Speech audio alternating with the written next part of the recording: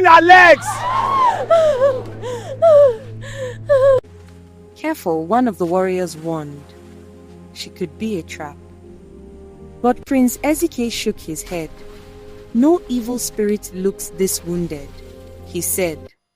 He lifted her gently and took her back to his great kingdom, Agu Oha, the heart of the 7 kingdoms. In Agu Oha, Olamma was taken to the palace and placed under the care of the royal native doctor, an old man whose eyes were said to see beyond the physical world. He prepared herbs, bathed her forehead with sacred leaves, and burned incense while chanting softly. After some time, Olamma opened her eyes. The native doctor studied her quietly, then turned to Prince Ezike. "This girl carries no curse," he said. "She's touched by dark magic born from jealousy. Her spirit is clean. Her destiny is high." Prince Ezike listened carefully. "Can you tell where she comes from?" he asked.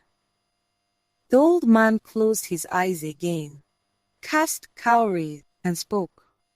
"She is from a smaller kingdom under your rule, Ebini Okwa, a place where lies have covered the truth. The gods are not finished with her story." Prince Ezike looked at Olamma with new respect. He did not force her to speak of her past. Instead, he allowed her to heal in peace. But he has a challenge. His mother would never allow her stay in the palace. His father, the late king, was poisoned by a maiden from one of the smaller kingdoms. Since then, his mother never allowed people from other villages to live or work in the palace. After the native doctor told Adora what to do, he gave her a charm. When she got home, she packed her things and went to the palace to work as a maid. When the prince got married to Udo, they didn't get a replacement immediately. So Adora grabbed the opportunity. "It's either I marry the prince or everyone dies, including the prince if he refused me." When Adora arrived at the palace, the chief maid took her to meet the new queen, Queen Udo. As soon as they reached the queen's chamber, Adora knelt down and touched her feet in greeting. Unknown to everyone, she had already rubbed charms on her hands, just as the native doctor had instructed.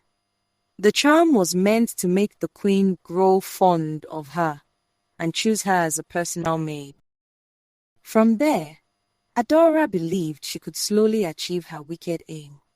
Queen Udo immediately felt drawn to her. She smiled warmly and accepted Adora at once, making her one of her personal maids. From that day, Adora followed the queen everywhere.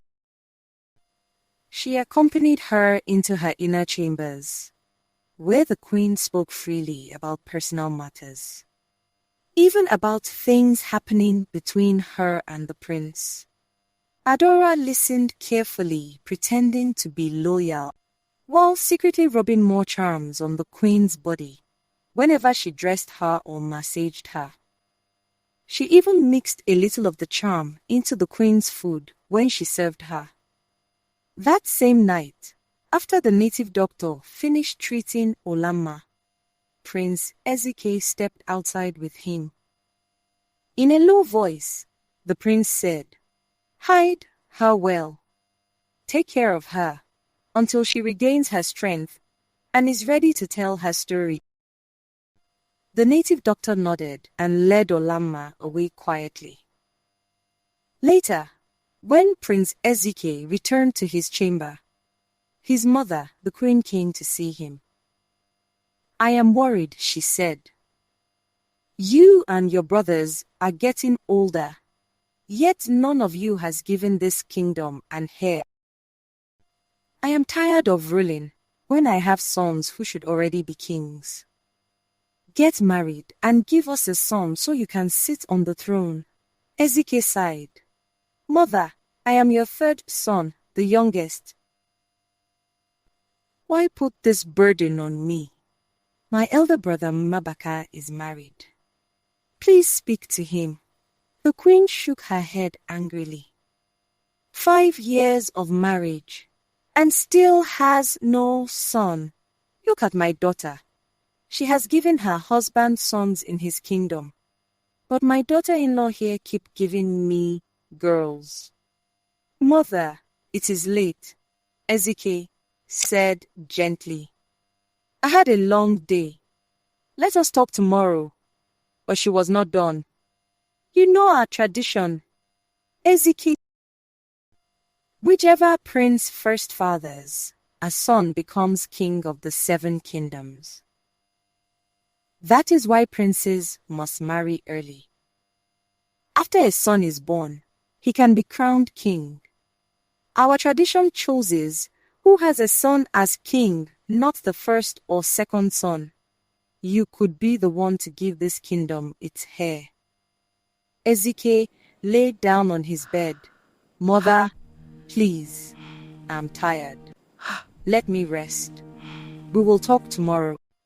The queen looked at him for a long moment before turning and leaving the room. Outside, the palace was quiet. The next day, the queen called Mbaka, the first son, and his wife. We need an heir, she said angrily. My husband is dead. I will also join my ancestors soon. I want to carry my grandson and see one of my sons being crowned king. You know the tradition. If we fail to produce an heir for the 7 kingdoms, there would be a war again. Other smaller villages who want to take over the throne by all means.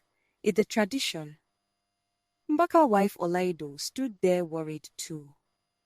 She has always prayed and wanted to birth heir, but it not forthcoming. After the meeting with the queen, she became so worried. I cannot lose this throne to anyone else. I must be the queen, she said to herself, while walking to her chamber.